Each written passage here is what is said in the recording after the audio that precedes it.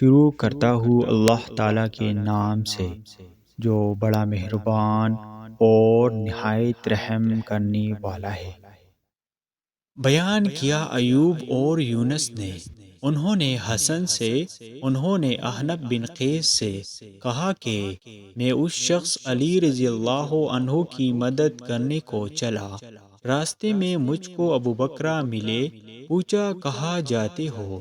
میں نے کہا اس شخص علی رضی اللہ عنہ کی مدد کرنے کو جاتا ہوں۔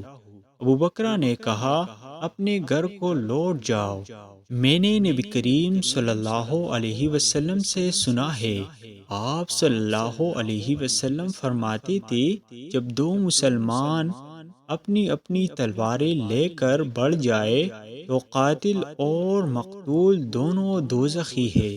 میں نے عرض کیا یا رسول اللہ صلی اللہ علیہ وسلم، قاتل تو خیر ضرور دوزخی ہونا چاہیے، مقتول کیوں؟